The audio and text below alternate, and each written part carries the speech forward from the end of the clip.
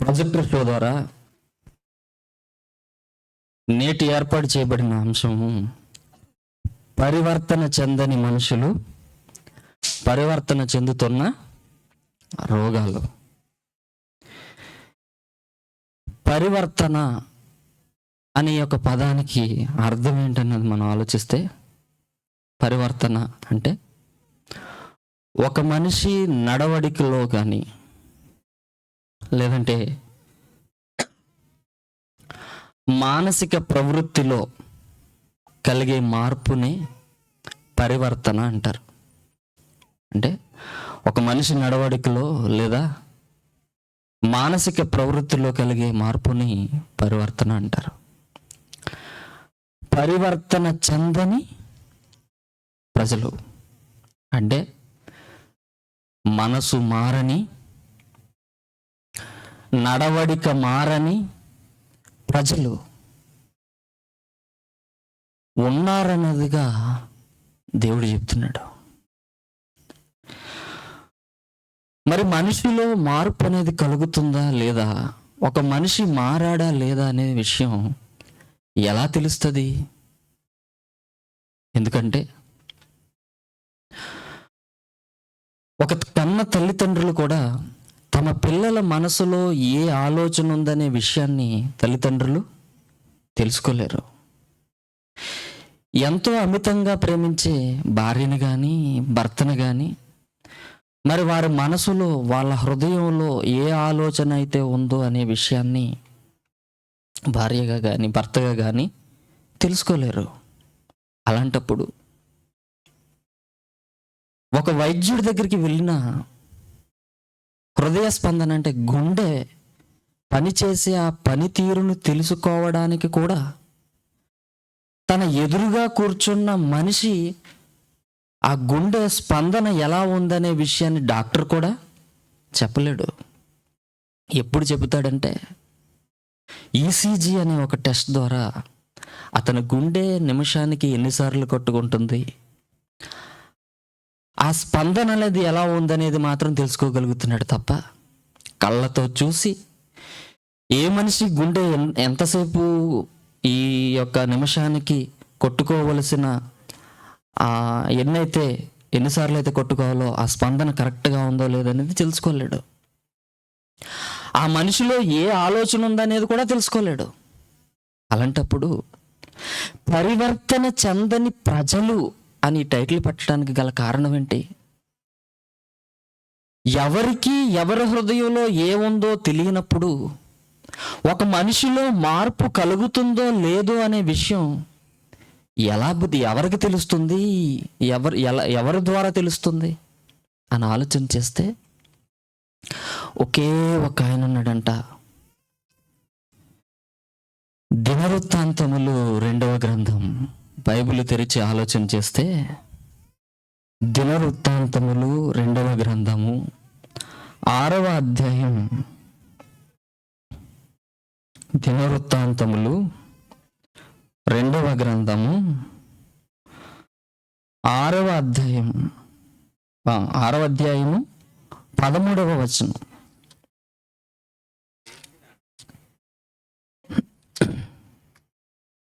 చదవండి.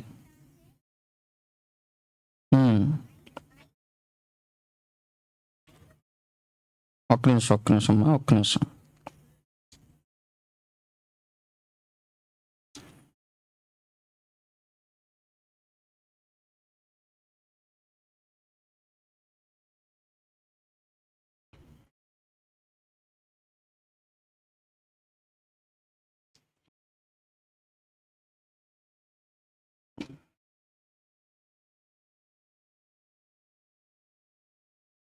రెండవ దినవృత్తాంతముల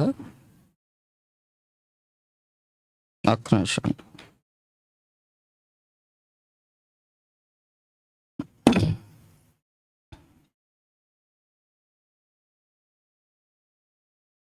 కదండి, నీవు ఒక్కడవే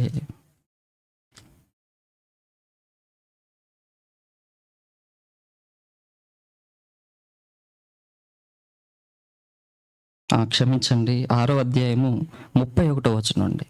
13 చెప్పాను కదా, 31. 2వ దినవృత్తాంతముల గ్రంథము 6వ అధ్యాయము 31వ వచనం.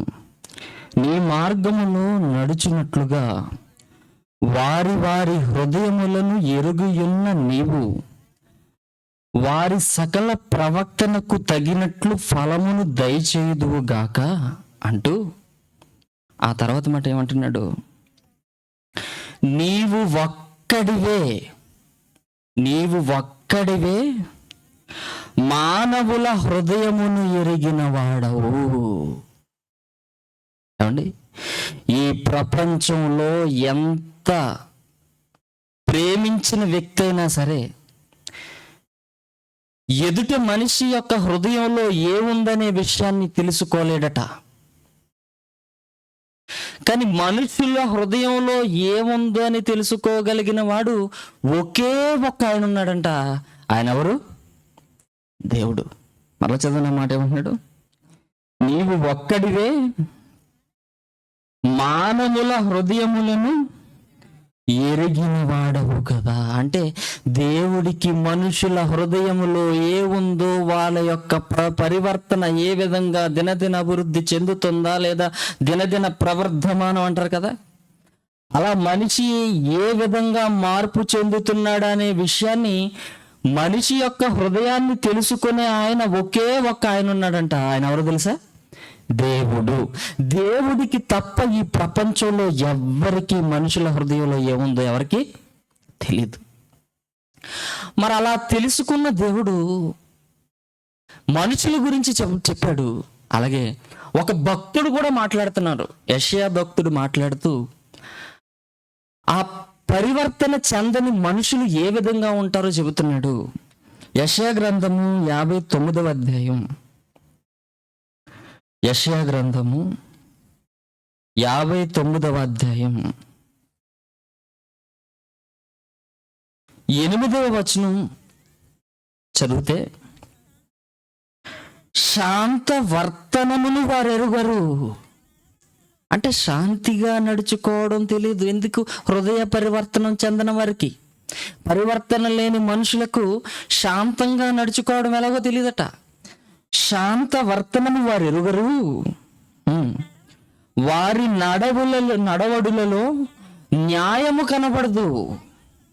వారు తమ కొరకు వంకర త్రోవలు కల్పించుకొనుచున్నారు, వాటిలో నడుచువాడెవ్వడును శాంతి నొందడు. పరివర్తన చెందని మనిషి యొక్క స్థితి ఎలా ఉంటుందో చెబుతున్నాడు భక్తుడు. అదే 13వ వచనాన్ని కూడా మనం చదివితే ఇంకా వాళ్ళు ఎలా ఉంటారనేది చెప్తాడు ఇంకొంచెం వివరంగా. పరివర్తన చెందని మనుషులు ఎలా ఉంటారట? తిరుగుబాటు చేస్తారట. తిరుగుబాటు చేయుటయు అంటే యెహోవానంటే దేవుణ్ణి విసర్జించుటయు,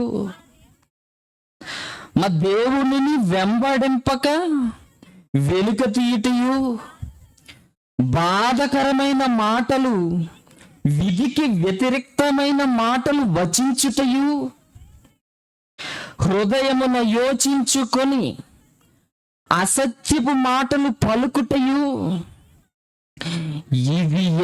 ఇదిగో పరివర్తన చెందని మనుషుల వలన జరిగేవి అని భక్తుడైన యెషయా గారు చెప్తున్నాడు. చూడండి లక్షణాలు. పరివర్తన చెందని మనిషి యొక్క హృదయం ఎలా ఉంటుందో భక్తుడు మాట్లాడుతున్నాడు. వారి నడకల్లో న్యాయం ఉండదట, శాంతి వర్తనం వారు ఎరగరట, తమ కొరకు వంకర మార్గాలు కల్పించుకుంటారట, వాటిలో నడిచివాడు ఎవ్వడు శాంతిగా ఉండడట. ఇంకేమంటున్నాడు తెలుసా? వారు తిరుగుబాటు చేస్తారు, యెహోవానంటే దేవుణ్ణి విసర్జిస్తారు, అలాగే దేవుణ్ణి వెంబడింపక వెనుక తీస్తారు, బాధాకరమైన మాటలు, విధికి వ్యతిరేక్తమైన మాటలు, విధికి వ్యతిరేక్తమైన మాటలు. తర్వాత హృదయమున యోచించుకొని అసత్యపు మాటలు పలుకు. హృదయమున యోచించుకోవడం అంటే ముందుగానే ఆలోచన చేసుకొని ప్రీ ప్లాన్డ్గా అబద్ధాలు ఆడతారు. అది తప్పని తెలిసిన ఈ మాట మాట్లాడకూడదని తెలిసినా కూడా హృదయమున యోచించుకుని అసత్యపు మాటలు పలుకుటయు ఇవియే కదా మా వలన జరుగుతున్నవి. పరివర్తన చెందని మనుషుల వలన జరిగేవివే. ఇలా జరిగితే మరేంటి నాయనా అని అంటే, చాలండి, ఇదే కదా మా వల్ల జరుగుతుంది అంటున్నాడు. అందుకే దేవుడు కూడా ఏం చెప్పాడో తెలుసా? ఇర్మియా గ్రంథం 17వ అధ్యాయం 9-10 వచనాలని మరలా చదివితే భక్తుడు ఇర్మియా గారి ద్వారా దేవుడు రాయించిన మాట, నాయన భూమి మీద ఉన్న మనుషులందరి హృదయం నాకు తెలుసు, వారి పరివర్తన అంతా నాకు తెలుసు. వారి హృదయం ఎలా ఉంది నాయన అని అంటే ఎలా ఉందట? వారి హృదయం అన్నిటికంటే మోసకరంగా ఉంది. దానికి భయంకరమైన వ్యాధి వచ్చింది, ఘోరమైన వ్యాధి కలది. దానిని గ్రహింపగలవాడు భూమి మీద ఎవడలేడు.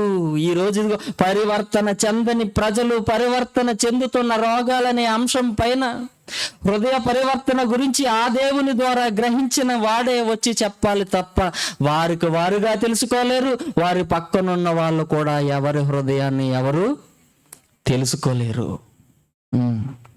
దాన్ని గ్రహించగలవాడెవడు? ఒకడి ప్రవక్తను బట్టి వాని క్రియల ఫలము చొప్పున ప్రతీకారము చేయుటకు యెహోవాను నేను హృదయమును పరిశోధించువాడున్నది. ఎవడి హృదయంలో ఏముందో వాడు ఏ ఏ క్రియలు చేస్తున్నాడో ఆడు చేసే క్రియలను బట్టి ఏమిస్తాడట ఆయన? ప్రతిఫలం. నీ హృదయంలో ఉన్న నడవడికను బట్టి, నువ్వు ఆలోచించుకుని యోచించుకుని నువ్వు చేసే పనులు బట్టి, నీ క్రియలను బట్టే నీకేం చేస్తున్నాడట? ముందుగానే నీ హృదయాన్ని ఎరిగిన దేవుడు పరిశోధించి తెలుసుకుని ఏం చేస్తున్నాడట? ప్రతిఫలం. ఒకని ప్రవక్తను బట్టి వాడి క్రియల చొప్పున ప్రతీకారం చేయుటకు యెహోవాను నేను హృదయమును పరిశోధిస్తున్నాను. నాయన ప్రతిరోజు ప్రతి మనుషుల హృదయాన్ని నేను పరిశీలిస్తున్నాను. పరిశీలించి అంతరింద్రియాలు కూడా పరీక్షిస్తున్నాను. ఎందుకు ఇన్ని టెస్టులు ఎందుకు చేస్తున్నాడు దేవుడు? అందుకే చెప్పాడు, ఫస్ట్ అన్నాడు ఏంటి? హృదయము ఘోరమైన వ్యాధి. టెస్టులు ఎప్పుడు చేస్తారో చెప్పండి? ప్రవక్తల్లో తేడా, లక్షణాలు ఎక్కడో తేడాగా వస్తున్నాయి. తేడా లక్షణాలు ఉన్నప్పుడు ఏం చేస్తారు? ఈడేదో తేడాగా ఉన్నాడు కనుక డాక్టర్ గారు ఏం చేస్తారనమాట? టెస్టులు రాస్తారు. ఇప్పుడు దేవుడు టెస్టులు రాయకుండానే రిపోర్ట్ ఇచ్చాడు. ఏంటి? హృదయం అన్నిటికంటే మోసకరమైందని చెబుతూ నీకు రాయలే టెస్ట్లో, ఆయన ప్రతిరోజు టెస్ట్ చేసేస్తున్నాడు నీకు తెలియకుండా. ప్రతి మనిషి హృదయాన్ని ప్రతిరోజు దేవుడు ఏం చేస్తున్నాడు? టెస్ట్ చేసి రిపోర్ట్స్ ఇచ్చేస్తున్నాడు. నాయన మనుషుల హృదయం ఏమీ బాగోలేదు, అది ఘోరంగా ఉంది. నేను ప్రతిరోజు నేనేం చేస్తున్నాను? పరిశీలిస్తున్నాను, పరిశోధిస్తున్నాను. మరి మా పరిస్థితి ఎలాగుందంటావు నాయన? మా పరిస్థితి ఎలాగుంది? నీ పరిస్థితి ఎలాగుందో మీకు తెలియాలంటే, మా హృదయం ఎలా ఉందని మీరు ఒకవేళ తెలుసుకోవాలని మీరు అనుకుంటే, మా రిపోర్ట్స్ ఏవో మాకు ఇవ్వండి అని దేవుడిని మీరు అడగాలని మీరు అనుకుంటే, దేవుడు చెప్తున్నాడండి, మీరు రిపోర్ట్సా మీకు తెలుస్తాయి. అయితే రండి బైబిల్ దగ్గరికి. హగ్గయి గ్రంథం 1వ అధ్యాయం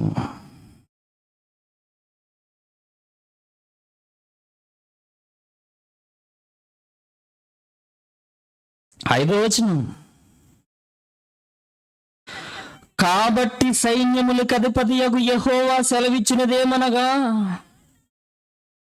అది మీ హృదయం ఎలా ఉందో మీకు తెలియాలంటే ఫస్ట్ మీరు ఏం ఆలోచించుకోవాలట?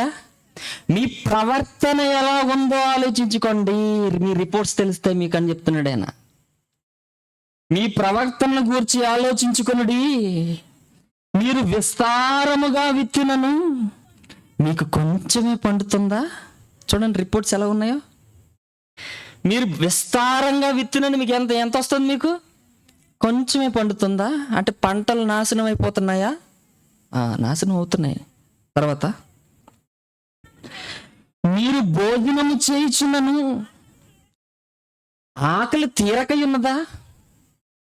ఏమండి, ఈరోజు ప్రతి మనిషి రాత్రి భోజనం ఏంటి? 2 పుల్క, 1 కర్రీ. ఎందుకు? తిన్నామన్న పేరుకే తప్ప ఆకలి ఏమైనా తీరుతుందా? ఎందుకు వచ్చింది ఈ పరిస్థితి? ఒకవేళ ప్లేట్ మీల్స్ గనక గట్టిగా తిన్నావా ఉదయానికి నువ్వు లెగవిక. మీరు భోజనము చేసినను ఆకలి తీరట్లేదు మీకు, పానము చేయుచున్నను దాహము తీరకయున్నది, బట్టలు కప్పుకొనిచున్నను చలి ఆగకున్నది, పనివారు కష్టము చేసి జీతము సంపాదించుకొనినను జీతము చినిగిపోయిన సంచిలో వేసినట్టున్నది. అమ్మో, ఈ లక్షణాలు ఎక్కడైనా మీ ప్రవక్తనలో కనబడుతున్నాయా? మీరు సంపాదించిన జీతం ఎక్కడుందట? చిల్లి సంచిలో వేసేసినట్టే ఉందా? ఇవన్నీ ఆలోచించుకోండి అంటున్నాడు. ముందే చెప్పాడు ఆయన, ఏంటి? సైన్యములకు అధిపతి యెహోవా సెలవిచ్చినదేమనగా, మీ ప్రవక్తలను గూర్చి ఆలోచించుకోండి. ఇలా జరుగుతుందా? కొంచెం అటు ఇటుగా ఓకేనా? జరుగుతుంది. అయితే ఇంకేమంటున్నాడు? చినిగిపోయిన సంచిలో వేసినట్టుగా ఉన్నది. కాగా సైన్యములకు అధిపతి యెహోవా సెలవిచ్చినదేమనగా,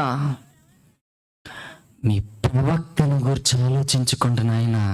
ఇలాంటి లక్షణాలు గనక మీ జీవితంలో కనబడుతుంటే మీ ప్రవక్తన బాగోలేదని, మీ ప్రవక్తన బాగోవాలంటే మీ హృదయం బాగోలేదని, మీ హృదయానికి వ్యాధి వచ్చిందని. హృదయానికి వ్యాధి వచ్చింది, మరేం చేయాలి తండ్రి? మా ప్రవర్తన బాగలేదు, మా హృదయం పరివర్తన చెందలేదు, మా పరిస్థితి బాగలేదు, మరి మేము ఏం చేయాలి? మేమేం చేయాలి? యెరెమీయా గ్రంథము 4వ అధ్యాయము 4వ వచనం. యెరెమీయా గ్రంథము 4వ అధ్యాయము 4వ వచనం. అవిధేయులై ఉండుట మానుకొని మీ దుష్ట క్రియలను బట్టి, చూడండి దేవుడు చెప్తున్నాడు, ఇప్పటి వరకు మీ హృదయాన్ని పరివర్తన చెందక, మీ హృదయ ఆలోచనలు మీరు మార్చుకొనక, భక్తుడైన యెషయా గారు చెప్పినట్లుగా దేవుడి మీద తిరుగుబాటు చేస్తూ దేవుణ్ణి వెంబడించక, హృదయపూర్వకంగానే మీరు లోపలే ఆలోచన చేసుకుంటూ ప్లాన్డ్గానే అబద్ధాలు ఆడుతూ, ఈ పరిస్థితి ఏమీ బాగోలేదు. కాబట్టి మీరు అవిధేయతలోకి వెళ్ళిపోయారు అంటున్నాడు. అవిధేయులై ఉండుట మానుకొని మీ దుష్ట క్రియలను బట్టి ఎవడును ఆర్పివేయలేనంత నా ఉగ్రత అగ్ని వలె కాల్చకుండునట్లు యూదావారులారా, యెరూషలేము నివాసులారా, యెహోవాకు లోబడండి,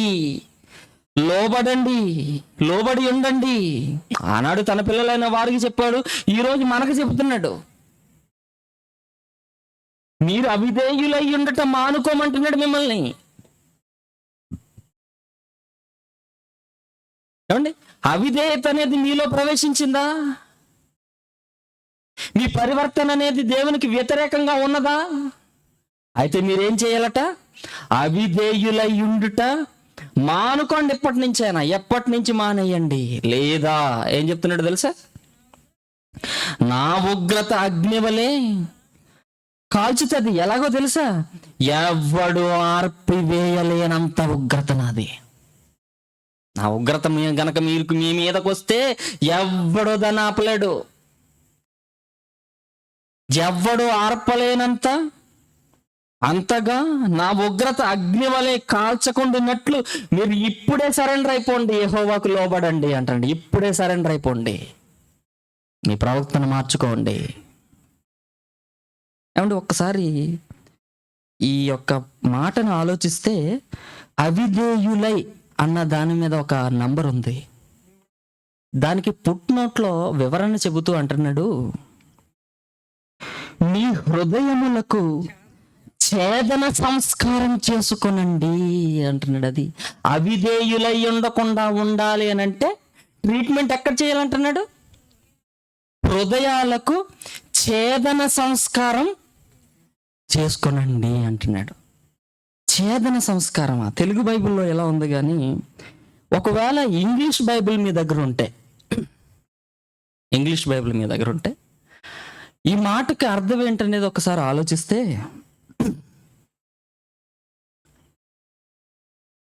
ఇలా ఉంది. Circumcise your selves to the Lord and take away the foreskin of your hearts అంటాడు. Foreskins of your heart అంటే ఏంటంటే, మీ హృదయాలకు సర్క్యుమేజ్ యువర్ స్లీవ్స్ అంటే ప్రభువునందు, circumcise your selves to the Lord అంటే ప్రభువునకు సున్నతి చేసుకొనండి అని చెబుతూ, మరియు మీ హృదయపు చర్మములను తీసివేయండి అని ఉంది అక్కడ. మీ హృదయపు చర్మములను తీసేయండి అన్నాడు. అంటే ఇది కూడా సరైన ట్రాన్స్లేషన్లో లేదు. ఇక్కడేమో తెలుగు బైబిల్లో ఏముంది, మీ హృదయములకు ఛేదన సంస్కారం చేసుకోండి అన్నాడు. ఇంగ్లీష్ బైబిల్లో ఏమంటున్నాడో తెలుసా, ఫోర్ స్కిన్ అంటే ముందటి చర్మము అంటారు దాన్ని. ఫోర్ స్కిన్ అంటే ఆ ముందు, హృదయము ముందున్న పల్చటి చర్మపు పొర, ఆ పొరను తీసేయండి అని ఉంటుంది మీ ఇంగ్లీష్ బైబిల్లో. ఏమండి, ఇక్కడ ఒకటి అర్థం కావాలి మీకు. హృదయము అన్న గుండె అన్న ఒకటేనా? ఏమండి, హృదయము అన్న గుండె అన్న ఒకటేనా కాదా? హృదయము గుండె రెండు ఒకటా కాదా? ఇప్పటి వరకు మనం నేర్చుకున్న పాఠశాల విద్యాభ్యాసాన్ని బట్టి, మనం నేర్చుకున్న విద్యను బట్టి హృదయము గుండె రెండు ఒకటే అంటారు. ఒకవేళ హృదయము గుండె ఒకటే అని అనుకో, హార్ట్ అనే రాయబడి ఉంది ఇంగ్లీష్ బైబిల్లో. హార్ట్ అంటున్నాడు. ఆ ఫోర్ స్కిన్ అనేది ముందటి, హృదయం అంటే హార్ట్ అన్నాడు. హార్ట్కున్న ముందటి చర్మాన్ని తీసేయండి అంటున్నాడు. హార్ట్కున్న ముందటి చర్మాన్ని తీసేటి పెట్టండి, అదే హృదయ శుద్ధ? ఒకవేళ ఈ గుండె హృదయం అని నువ్వు అనుకుంటే, ఏమంటే గుండె హృదయం అని నువ్వు అనుకుంటే, మత్తయి సువార్త 5వ అధ్యాయము 8వ వచనం, మత్తయి సువార్త 5వ అధ్యాయం 8వ వచనం,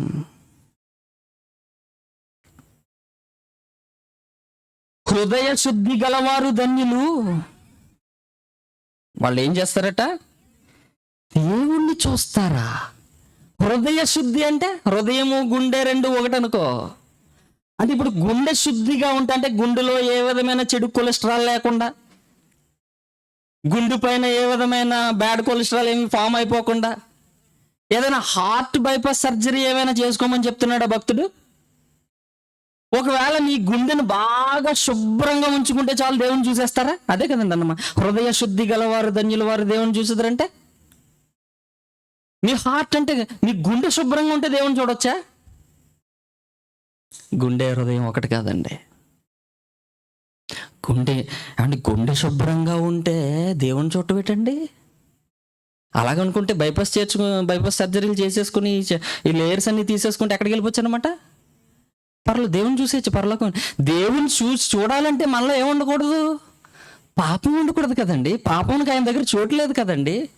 హృదయ శుద్ధి అనేది ఎప్పుడు వస్తుంది? పాపాన్ని పోగొట్టుకున్నప్పుడు కదండి. అంటే ఇక్కడ పాపాన్ని తీసుకోవాలా, ఇంగ్లీష్ బైబిల్లో చెప్పినట్టు ఈ హార్ట్ని క్లీన్ చేసుకోవాలా? ఏమండి, అందుకే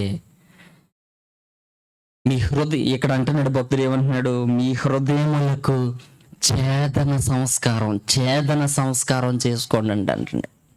అంటే ఏదో ఛేదించమంటున్నాడు, హృదయాలను ఛేదించమంటున్నాడు, అంటే కొయ్యమంటున్నాడు. దేంతో కొయ్యాలి? హృదయాన్ని దేంతో కొయ్యాలి చెప్పండి? దేంతో కొయ్యాలి? ఎందుకు కొయ్యాలి? అపోస్తల కార్యాలు 7వ అధ్యాయం, అపోస్తల కార్యాలు 7వ అధ్యాయము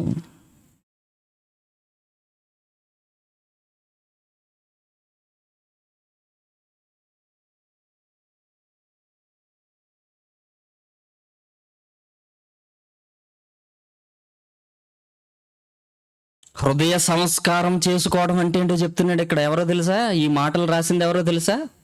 ఒక వైద్యుడండి. వైద్యుడైన లోకా గారు అపోస్తలులకు రాసిన ఏమండి ఈ యొక్క పత్రికలో, అపోస్తల కార్యాలని యొక్క పుస్తకంలో 7వ అధ్యాయం 51వ వచనంలో చెప్తున్నాడు, హృదయ ఛేదనం ఎందుకు చేయాలో, హృదయ ఛేదనం అంటే ఏంటో చెప్తున్నాడు. ముష్టరులారా, హృదయములను చెవులను దేవుని వాక్యమునకు లోపరచని వారులారా. అది హృదయ సంస్కారం, ఛేదన సంస్కారం చేసుకోవడం అంటే ఏంటో తెలుసా? హృదయాన్ని దేవుని వాక్యానికి లోబడేటట్టు చెయ్యడం. కింద పుట్టినట్లు అంటున్నాడు, ఏమన్నా తెలుసా? వంచని మెడగలవారలారా, హృదయముల యందును చెవులు యందును సున్నతి పొందని వారలారా. అంటే సున్నతి అనేది పాత నిబంధనలో తెలిసిన ప్రకారంగా 8వ రోజున చేసే కార్యక్రమం, శరీర భాగానికి చేసే కార్యక్రమం మాత్రమే తెలుసుకుంది సమాజం. కానీ వైద్యుడైన లోకా గారు చెప్తున్నారు, ఆనాడు ఇర్మియా గారు మాట్లాడిన ఆ యొక్క ఛేదన సంస్కారానికి వివరణ చెప్తున్నాడు. హృదయానికి ఛేదన సంస్కారం ఎలా చేయాలో ఒక వైద్యుడైన లోకా గారు చెప్తున్నారు. ఏమని చెప్పాలంట? ఏమంటున్నాడు? మీ హృదయముల యందును చెవుల యందును సున్నతి పొందాలి. సున్నతి చేయటం అంటే ఎలా చేస్తారు చెప్పండి? ఒక కత్తితో ఆ చర్మాన్ని కొయ్యాలి. మరి హృదయాన్ని సున్నతి చేయటం అంటే ఎలా చేయాలి? ఏ కత్తితో చేయాలి? ఏ డాక్టర్ గారి దగ్గరికి వెళ్ళాలి? అది కూడా మరొక భక్తుడు చెప్తున్నాడు. హెబ్రీలకు రాసిన పత్రిక 4వ అధ్యాయం 12వ వచనంలో చెప్తున్నాడు, కత్తి చెప్తున్నాడు. హెబ్రీలకు రాసిన పత్రిక 4వ అధ్యాయం 12వ వచనం, ఎందుకనగా దేవుని వాక్యము సజీవమై బలము గలదై రెండంచులు గల ఎటువంటి ఖడ్గము కంటెను వాడిగా ఉండి ప్రాణములను కీళ్లను మూలుగను విభజించినంత మట్టుకు దూరుచు. చూడండి, ఛేదన సంస్కారం చేస్తుంది కత్తి. హృదయముల యొక్క తలంపులను ఆలోచనలు శోధిస్తుంది. ఏంటో తెలుసా? వాక్యం. ఇప్పుడు రండి ఇర్మియా గ్రంథం 4వ అధ్యాయం 4వ వచనానికి. ఇదిలా ఉంచి ఇర్మియా గ్రంథం 4వ అధ్యాయం 4వ వచనంలో ఏమంటున్నాడు? అవిధేయులై ఉండటం మానుకొని నీ దుష్క్రియలను బట్టి ఎవడు ఆర్పలేనంతగా నా ఉగ్రత అగ్ని వలె కాల్చబడుగండినట్లు యెహోవాకు లోబడండి. అవిధేయులై అంటే మీ హృదయములకు ఛేదన సంస్కారం ఛేదించే సంస్కారం చేసుకోనండి. దేంతో ఛేదించాలో తెలుసా? ఇదిగో హెబ్రీ పత్రికలో చెప్పినట్టుగా వాక్యం అనే ఈ ఖడ్గంతో హృదయాన్ని ఛేదించాలి ప్రతి మనిషి. ఎప్పుడైతే ఈ వాక్యం అనే ఖడ్గంతో నీ హృదయాన్ని ఛేదిస్తావో సంస్కారం నేర్పించుకోమంటున్నాడు, సంస్కారం చేసుకోమంటున్నాడు, సంస్కరించుకోమంటున్నాడు. సంస్కరించుకోవడం అంటే అర్థం ఏంటి? సంస్కరించుకోవడం అంటే సరి చేసుకోవడం అండి. వాక్యంతో నీ హృదయాన్ని సరి చేసుకుని వాక్యంతో నీ హృదయాన్ని కోసుకోమంటున్నాడు, సున్నతి చేసుకోమంటున్నాడు. ఈ వాక్యం అనే కత్తితో నీ హృదయానికి చెవులకి మీరేం చేసుకోవాలో తెలుసా? సున్నతి చేసుకొనండి. అంటే మీ హృదయాన్ని కొయ్యండి. మీ ప్రవర్తనలు ఏం చేయాలి? సంస్కరించుకోండి మీ ప్రవర్తన. అంతకుముందు ఏమంటున్నాడు హగ్గయి గ్రంథంలో చదివినట్టుగా మీ ప్రవర్తన గురించి ఆలోచించుకోండి అంటున్నాడు. ఇక్కడ మీ ప్రవర్తన ఏం చేయమంటున్నాడు? సంస్కరించుకోండి అంటున్నాడు. దేంతో సంస్కరించుకోవాలి? వాక్యంతో సంస్కరించుకోవాలి. ఎప్పుడైతే ప్రతి మనిషి వాక్యంతో తన హృదయాన్ని తాను సంస్కరించుకుంటాడో, ఎప్పుడైతే ప్రతి మనిషి ఈ వాక్యం అనే కత్తితో ఈ హృదయాన్ని చెవుల్ని సున్నతి చేసుకుంటాడో, ఏమండి, అప్పుడేనండి మనిషి యొక్క పరివర్తన మార్పు చెందుతుంది. పరివర్తన చెందని మనుషుల్లో పరివర్తన కలిగి దేవుని కొరకు లోబడే వారిగా ఏమంటున్నాడు ఆయన వైద్యుడైన లోక గారు మాట, వంచని మెడగల వారుగా ఉన్న మీరు దేవుని వాక్యం దగ్గర వంచే మెడలుగా మీరు మారుతారు. ఏమండి, అలా మారేంత వరకు దేవుడు ఏం చేస్తాడో తెలుసా? మీ ప్రవక్తను బట్టి ముందే చెప్పాడు. ఇర్మియా గ్రంథం 17వ అధ్యాయము ఏమండి 9-10 వచనంలో అన్నాడు, హృదయము అన్నిటికంటే మోసకరమైనది, గది ఘోరమైన వ్యాధి కలది, దాన్ని గ్రహింపగలవాడెవడు? ఒకడి ప్రవక్తను బట్టి వాని క్రియల ఫలము చెప్పున ప్రతీకారము చేయుటకు యెహోవా అను నేను హృదయాన్ని నేను ప్రతిరోజు పరిశీలిస్తాను. నేను వాక్యంతో సంస్కరించుకున్నావా? ఓకే. లేదా నేను నువ్వు చేసే ఏదైతే క్రియలు ఉన్నాయో దాన్ని బట్టి నేను ఏం చేస్తాను అంటున్నాడు? ప్రతీకారం చేస్తాడట. ప్రతీకారం. ఏమండి, వాక్యంతో మన హృదయాన్ని మనం సంస్కరించుకుని బుద్ధివంతులుగా మారి ప్రవర్తన చెందకపోతే, ఒకవేళ మారకపోతే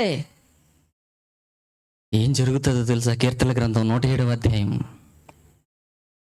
కీర్తనల గ్రంథం 107వ అధ్యాయం 17వ వచనం. బుద్ధిహీనులు తమ దుష్ట ప్రవర్తన చేత, తమ దోషము చేతను బాధ తెచ్చుకుందురు. బాధ అనేది వస్తుందా, తెచ్చుకుంటున్నారా? ఏమన్నా నాకు ఏంటండి బాబు ఈ బాధలు ఏంటండి, కష్టాలు ఏంటండి, శ్రమలు ఏంటండి అనుకుంటున్నారా? ఏమండి, మీకు ఊరికే రావాలి. ఏదంటాడు కదా ఒక ఆయన, గుండె ఆయన, డబ్బులు ఊరికే రావన్నట్టుగా బాధలు కూడా ఊరికే రావు. మీరే కష్టపడి వాటిని ఏం చేస్తున్నారు? కొని తెచ్చుకుంటున్నారు. అదంటున్నాడు. ఏమంటున్నాడు? బుద్ధిహీనులు తమ దుష్ట ప్రవర్తన చేత. ఇదిగో నీ ప్రవర్తన బాగోలేదయ్యా, నీ ప్రవర్తన బాగోలేదు, నీ హృదయం సరిగా లేదు కనుక మీ ప్రవర్తన బట్టే మీరు ఏం తెచ్చుకుంటున్నారు? మీరు మీ ప్రవర్తన బట్టి, ప్రవర్తన చేతను తమ దోషము చేతను బాధను కొని తెచ్చుకుంటున్నారు మీరు. అది మార్కెట్కి వెళ్ళి 1 కేజీ మటను ఏమండి 1 కిలో రొయ్యలో తెచ్చుకుంటే బాగా ఉంటుంది. ఇది బాధలు తెచ్చుకుంటున్నారా? కొనుక్కి తెచ్చుకుంటున్నారా? ఏమండి, ఖచ్చితంగా కొనే తెచ్చుకుంటున్నారు. ఎందుకో తెలుసా? మీ ప్రవర్తన బాగాలేదు కనుక. ఏమండి, మరి దేవుని కొరకు బ్రతికినా కూడా మరి కష్టాలు వస్తాయి కదండి. దేవుని కొరకు కూడా మరి బ్రతికినప్పుడు కూడా మరి బాధ వస్తే మరి దాని పరిస్థితి ఏంటంటే, ప్రకటన గ్రంథం అక్కడ దాన్ని ఏమంటున్నాడో తెలుసా? ప్రకటన గ్రంథం 3వ అధ్యాయం, ప్రకటన గ్రంథము 3వ అధ్యాయం 19వ వచనం. నేను ప్రేమించే వారిని అందరినీ గద్దించి శిక్షించుచున్నాను, నేను శిక్షించుచున్నాను గనుక నీవు ఆసక్తి కలిగి మారు మనస్సు పొందునైనా. నేను నిన్ను ప్రేమించిన తర్వాత, నిన్ను ప్రేమిస్తున్నాను గనుకనే నీకేమొస్తుంది? దేవుని కొరకు బ్రతికినా కూడా వస్తుంది అనుకో శిక్ష. అదేంటనమాట? అది శిక్ష కాదది. అదేంటది? శిక్షణ అండి. శిక్ష వేరు, శిక్షణ వేరు. అవిధేయులైన వారికి, దేవుని మీద తిరుగుబాటు చేసే వారికి, ఎవడు ఆర్పలేనంత ఉగ్రత కలిగిన మరి దేవుని ఉగ్రత వాళ్ళ మీదకి రావటం అది శిక్ష అయితే, దేవుని కొరకు బ్రతికినా కూడా కష్టాలు బాధలు వస్తున్నాయంటే అదేంటో తెలుసా? అది శిక్ష కాదది. అదేంటో తెలుసా? శిక్షణ. అందుకే దేవుడు ముందే చెప్పాడు ఏమని? నీ ప్రవర్తనను గూర్చి ఆలోచించుకోనాయనా. నువ్వు బాగానే బ్రతుకుతున్నావా? ఇదికే అంటాడు ఏమని? చావొచ్చేసింది. చావొచ్చేసినప్పుడు ఆయన ఏం చేశాడు? ఆయన ఏమంటున్నాడండి? ఏం డైలాగ్ కొట్టాడు ఆయన? దేవా, నీ సన్నిధిని నేను ఎలాగూ నడుచుకుంటున్నా, నీ నామాన్ని బట్టి నేను ఎన్నెన్ని మంచి పనులు చేశానో, ఎన్నెన్ని కార్యాలు చేశానో నువ్వు ఒక్కసారి జ్ఞాపకం తెచ్చుకో అంటున్నాడు. అంటే నేను బాగానే బ్రతికాను కదా తండ్రి, ఒకసారి నువ్వు గుర్తు చేసుకో అంటున్నాడు, జ్ఞాపకం తెచ్చుకో అంటున్నాడు. అప్పుడు ఏమన్నా, ఓకే రైట్ నువ్వు బాగానే ఉన్నావు, బాగుంది, నీ హృదయం బాగుంది, నీ ఆలోచనలు బాగున్నాయి, నీ ప్రవర్తన బాగుంది, అయితే నీకేం చేస్తాను తెలుసా? చావైనా తప్పించేస్తాను. అంతే, చావైనా కూడా తప్పించేస్తాడు. ఎందుకని? ప్రవర్తన బాగుంది. ఒకవేళ ప్రవర్తన బాగోకుండా వచ్చే శిక్ష అయితే ఎవ్వడో తప్పించలేడు అంటున్నాడు ఇర్మీయా గ్రంథంలో. ఎవ్వడు ఆర్పివేయలేనంత ఉగ్రత కాల్చేస్తుంది నా ఉగ్రత అంటున్నాడు. కనుక మన ప్రవర్తన మనం సరి చూసుకోవాలి. ఎందుకంటే మనం బాధలను ఏం చేస్తున్నామంట? మన ప్రవర్తన బట్టి కొని తెచ్చుకుంటున్నామంట. రోమిలికి రాసిన పత్రిక 2వ అధ్యాయం 5వ వచనం కూడా చదవండి. రోమిలికి రాసిన పత్రిక 2వ అధ్యాయం 5వ వచనం.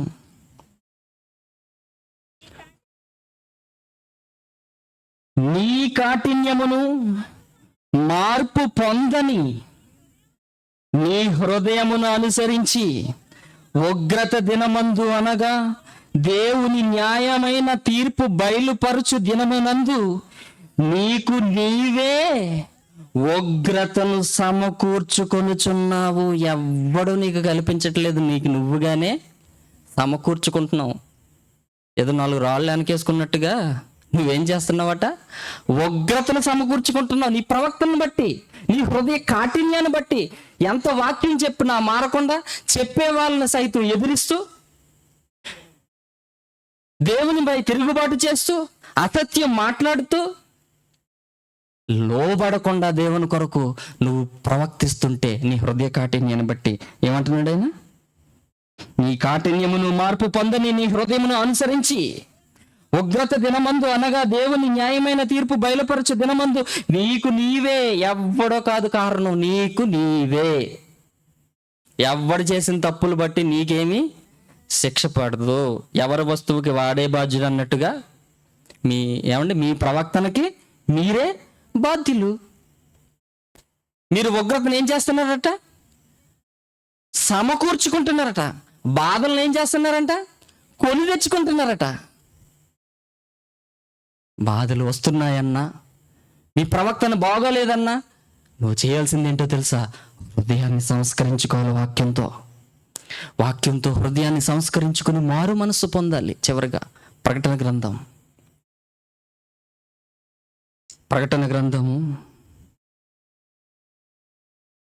చివరి గ్రంథం 16వ అధ్యాయము. ప్రకటన గ్రంథము 16వ అధ్యాయము 11వ వచనం చదవండి. తమకు కలిగిన వేదనలను బట్టి, పుండ్లను బట్టి పరలోకమందున్న దేవుణ్ణి దూషించిరి గాని తమ క్రియలను మాని మారు మనస్సు పొందిన వారు కాదు. మనుషుల స్వభావం చెబుతున్నాడండి దేవుడు. భయంకరమైన పుళ్ళు వచ్చేసినా కూడా ఏమంటున్నాడు? తమకు కలిగిన వేదన, చాలా భయంకరమైన వేదనలు, పుండ్లను బట్టి పరలోకమందున్న దేవుణ్ణి దూషిస్తున్నారట. దూషించి తమ క్రియలను మాని దూషించారు కానీ తమ క్రియలు మాత్రం, తమ ప్రవర్తన మాత్రం, పరివర్తన మాత్రం రాలేదు. కనుక వారి క్రియలను మాని మారు మనసు పొందుతారేమో అని దేవుడు చూస్తుంటే ఎక్కడా కూడా మారు మనసు అనేది ఎవరిలో కూడా కనిపించటలేదు.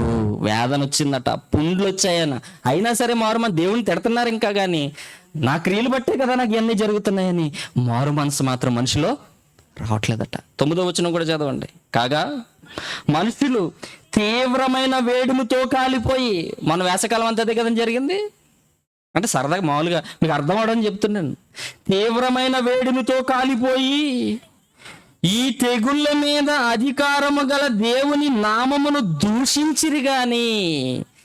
ఈ తెగుళ్ళ మీద అధికారం, కరోనా అనేది ఏంటో తెలుసా? వైరస్ అంటే తెగులు. ఎప్పుడొచ్చింది? మార్చిలో వచ్చింది. అంటే బాగా భయంకరమైన వేడిలో వచ్చింది. ఓ పక్క వేడి, ఓ పక్క చూడండి ఎలా కనెక్ట్ అవుతుందో, బైబిల్కి ఎలా కనెక్ట్ అవుతుందో చూడండి. తీవ్రమైన వేడిమితో కాలిపోయి ఈ తెగుళ్ళ మీద అధికారము గల దేవుని నామమును దూషించారే గాని మనుషులు ఆయనను మహిమపరచినట్లు వారు మారు మనస్సు పొందిన వారు కారు. ప్రేమైన దేవుని వర్లారా, మనుషుల్లో పరివర్తన రాకపోతే, హృదయం అనేది మారకపోతే, భయంకరమైన వేదన, భయంకరమైన తెగుళ్ళు, భయంకరమైన పుండ్లు నీకు వస్తున్నా కూడా నీవు మార్పు చెందట్లేదా? మారు మనసు పొందట్లేదా? అయితే ఇంకా భయంకరమైన ఉగ్రతలోనికి మీరు వెళ్ళిపోతారు. ఇంకా ఎలాంటి రోగాలు సంభవిస్తాయో, దేవుని ఉగ్రత ఎలా బయటపడుతుందో, పరివర్తన చెందని మనిషి పైన పరివర్తన చెందిన ఏంటవి ప్రాణాంతకరమైన రోగాలు ఎలా సంభవిస్తాయో మరి ముఖ్య వాక్యోపదేశకుల ద్వారా మనం విందాం. ఇంతవరకు ఓపికతో శ్రద్ధగా విన్న మీ అందరికీ హృదయపూర్వక ధన్యవాదాలు తెలియజేస్తూ నా మాటలు ముగిస్తాను. మనిషి ధిక్కరిస్తే దేవుడు ఏం చేస్తాడు? శిక్షిస్తాడు. అంతే కదండి. ఆజ్ఞను ధిక్కరిస్తే వచ్చేది ఏంటి? శిక్ష. మారు మనసు పొందాలని దేవుని ఆజ్ఞను ధిక్కరించిన మనిషికి దేవుడు ఏం చేస్తున్నాడు? శిక్షలు అమలు చేస్తున్నాడు. ఆ శిక్షలో భాగమే ఈ భయంకరమైన ప్రాణాంతకమైన రోగాలు, తెగుళ్ళు అన్నది బైబిల్ని బట్టి మనకి అర్థమవుతుంది. అంటే మహిమపరచకపోతే తెగులు వస్తుందా? మహిమపరచకపోతే దేవునికి ఏమొస్తుంది? కోపం వస్తుంది. దేవుని కోపం వస్తే మనిషికి తెగులు వస్తుంది అన్నది 106వ కీర్తన 29వ వచనంలో మనకు కనిపిస్తుంది. 106వ కీర్తన 29వ వచనం మనం చదివితే ఆయనకి కోపం వచ్చిందట. తమ క్రియల చేత వారు ఆయనకు కోపము పుట్టించగా వారిలో తెగులు రేగెను అంటున్నాడండి. కోపం పుట్టిస్తే దేవునికి మనిషికి ఏమొస్తుందట? రోగం వస్తుందట. దేవునికి కోపం, మనిషికి రోగం. దేవునికి కోపం పుట్టించే విధంగా మనిషి ప్రవర్తన ఉన్న రోజు ఖచ్చితంగా దేవుడు ఆయా మనుషులపై భయంకరమైన తెగుళ్లను కురిపిస్తాడు, కుమ్మరిస్తాడు అన్నది ఈ వచనాన్ని బట్టి మనకు అర్థమవుతుంది. ఆయనకు కోపం రాగా మనుషుల మధ్య తెగులు రేగుందట. ఆయన కోపం వస్తే ఎందుకు కోపం వచ్చింది? తమ క్రియల చేత. ఏం చేస్తున్నారు వాళ్ళు? మాట చేత గాని క్రియ చేత గాని ఏం చేయాలి? దేవుని మహిమపరచాలి. మాట చేత గాని క్రియ చేత గాని మనిషి తన బ్రతుకు కాలంలో, దేవుడిచ్చిన బ్రతుకు కాలంలో దేవుణ్ణి మహిమపరచాలి. కానీ మాటల ద్వారా కానీ క్రియల ద్వారా కానీ ఏం చేయట్లేదట? దేవుని మహిమపరచకపోగా దేవునికి కోపాన్ని కలిగించే విధంగా ఉన్నారు. కాబట్టి మాటల్లో, చేతల్లో దేవునికి మహిమ రాకపోగా దేవునికి కోపాన్ని కలిగిస్తున్నారు కనుక దేవుడు ఏం చేస్తున్నాడు? తెగుళ్లను పంపిస్తున్నాడు అన్నది ఇక్కడ మనకు అనిపించింది. వాళ్ళు ఎంతటి వాళ్ళైనా సరే తెగులు దేవుడు వాళ్ళ మీదకి పంపిస్తాడు. వాళ్ళ దేవుని మహిమపరచకపోతే తెగుల్ని ఖచ్చితంగా పంపిస్తాడు అన్నది మనం ఆలోచిస్తే, ఒక రాజు గారు రాజవస్త్రాలు ధరించుకొని ఇలాగే నిలబడి జనం ముందు నిలబడితే, జనం ముందు కూర్చుంటే ఈయన నిలబడి ఏం చేశాడట? గొప్ప ప్రసంగం చేశాడట. రాజుగారు రాజవస్త్రాలు ధరించుకొని. ఆ ప్రసంగానికి ముగ్ధులైన వారందరూ కూడా ఏమన్నారు? ఇది దైవ స్వరమే కానీ ఇది మానవ స్వరము కాదని కేకలు వేశారట. ఆ మెసేజ్ ఎలా ఉందంటే వాళ్ళని చాలా ఉత్తేజపరిచింది. లేకపోతే ముఖస్థుతి కోసము ఎందుకో మొత్తానికి వాళ్ళు ఏం చేశారు? రాజుని ఇది దైవ స్వరమే కానీ మానవ స్వరం కాదని కేకలు వేశారు. ఇప్పుడు దేవుడు ఏం చేశాడు చూడండి ఒకసారి ఆ రాజుగారిని. అంటే రాజు అయినా సరే దేవుడు విడిచిపెట్టాడా? దేవునికి మహిమ వచ్చే విధంగా లేకపోతే అన్నది మనం ఆలోచిస్తే, అక్కడ ఆ వచనం మీరు ఆలోచిస్తే అపోస్తుల కార్యములు 12వ అధ్యాయం మీరు చదివితే, అపోస్తుల కార్యములు 12వ అధ్యాయము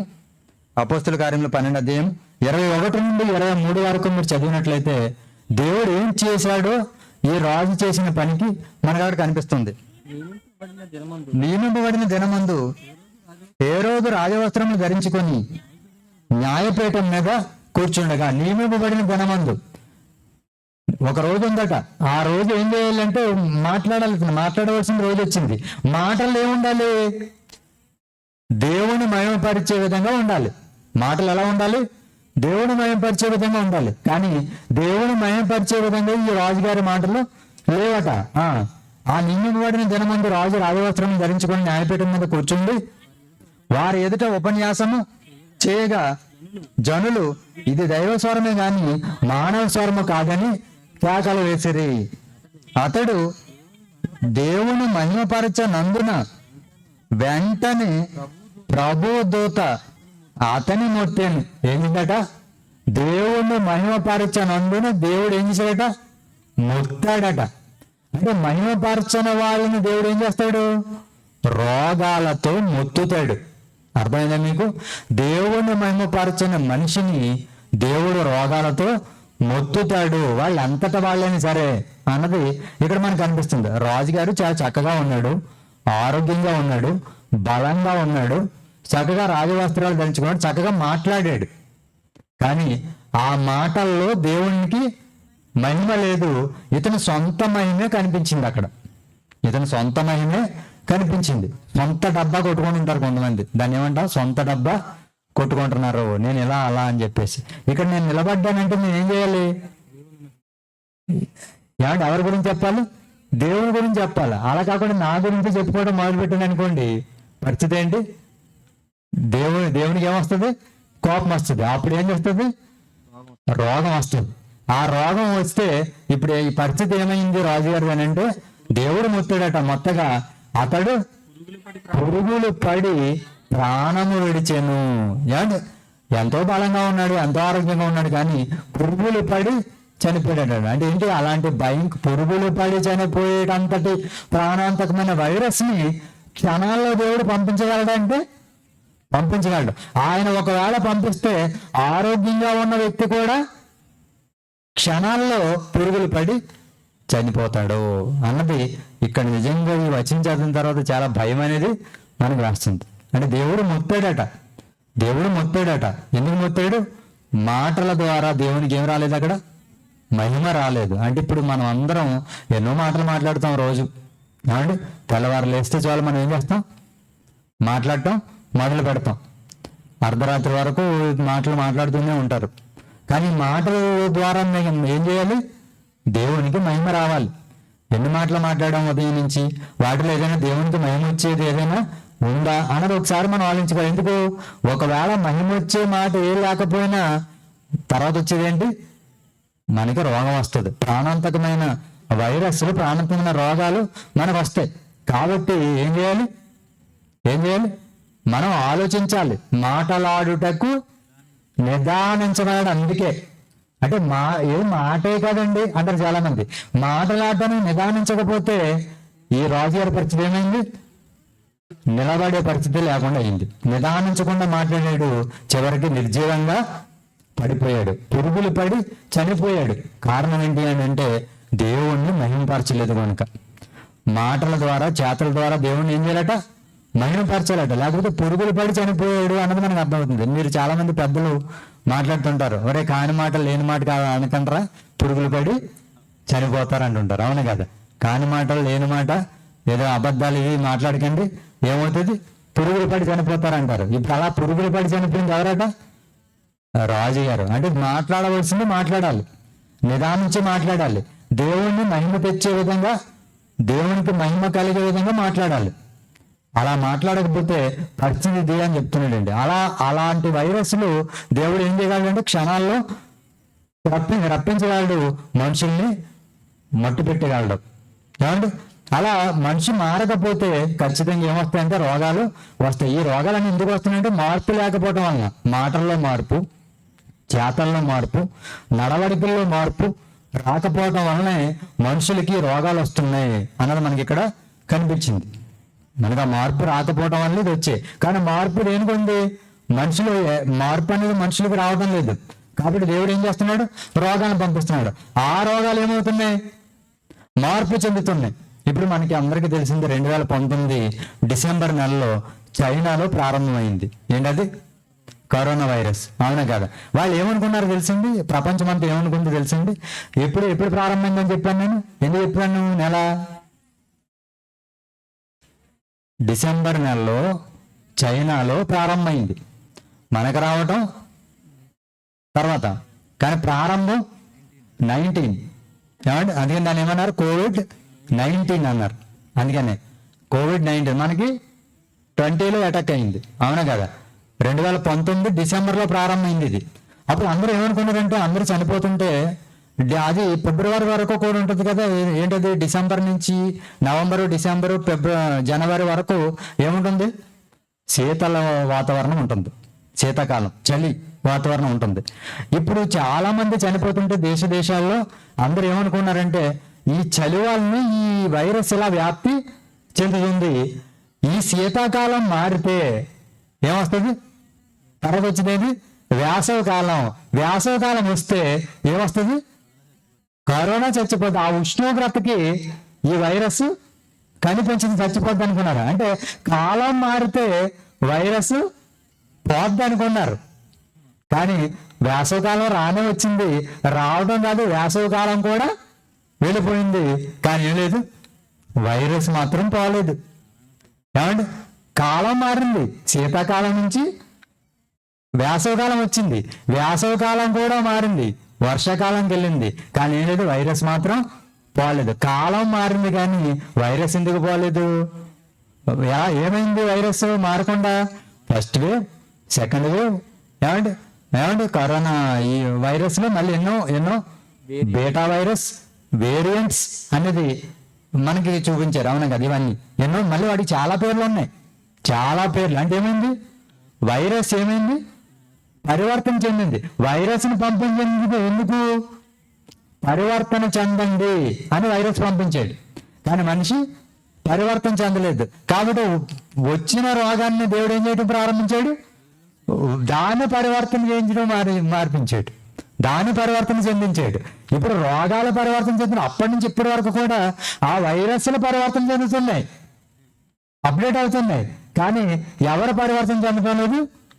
మనిషి పరివర్తన చెందటం లేదు. అందుకే పెట్టాము టైటిల్. ఎందుకు? పరివర్తన చెందని మనుషులు, ప్రజలు పరివర్తన చెందుతున్న ప్రాణాంతక రోగం. రోజు రోజుకి ప్రాణాంతకంగా పరివర్తన చెందుతున్నాయి అవి. కానీ మనుషులు మాత్రం ఎంతమంది ప్రాణాలు కోల్పోతున్నా బ్రతుకున్న మనుషుల్లో పరివర్తన మాత్రం రావటం లేదు. అందుకే ఈ రోగాలు ఎలా వస్తున్నా వీళ్ళకి పరివర్తన రావటం లేదు. కనుక దేవుని మాటలను తీసుకువెళ్ళి పరివర్తన వచ్చే విధంగా మనం చెప్పగలిగితే మరి రోగాల బారి నుండి వీళ్ళు తప్పించుకునే అవకాశం ఉంటుంది. దేవుని మహిమపరచాలనే ఆలోచన వీళ్ళలో కలుగుతుంది. బ్రతికిన కొద్ది కాలమైన దేవుణ్ణి మహిమపరిచే విధంగా వాళ్ళు బ్రతుకుతారు అన్న ఉద్దేశంతో పరివర్తన చెందని ప్రజలు, పరివర్తన చెందుతున్న ప్రాణాంతకమైన రోగాలు అని ఈ టైటిల్ అనేది మీకు ఇవ్వడం జరిగిందండి. ఇక ఇది మరి రేపటి దినం కూడా కొనసాగించాలని అనుకుంటున్నాను. కనుక ఇక్కడితో ఇది నేను చెప్పింది కూడా ఉపోద్ఘాతమే చెప్పాను. ఇప్పుడు ఏమంటే మెయిన్ మెసేజ్ అంతా ఈ రోగాలు మరి ఇలాగే పరివర్తన చెందుతూ ఉంటాయా? దీనికి పరిష్కారం ఏదైనా ఉంటుందా అసలు? మరి రోగాల రొంపు నుండి మనిషి బయటపడాలంటే పరిష్కారం ఏంటి? దేవుడు మరి వీటిని తప్పిస్తాడా, లేకపోతే ఇలా ఈ రోగాలతో ముంచేస్తాడా? వీటన్నింటి గురించి పూర్తి సమాచారం మనకు కావాలంటే రేపటి దినం మనం మళ్ళీ ఇక్కడ సమకూడాలి, ఇక్కడ చేరిన తర్వాత మనం వీటన్నిటి గురించి ఆలోచించే ప్రయత్నం చేద్దాం. ఇంతవరకు దీని గురించి ఉపద్ఘాతం చెప్పి ఈ మాటలు ముగిస్తున్నాను. అందరికీ వందనాలండి.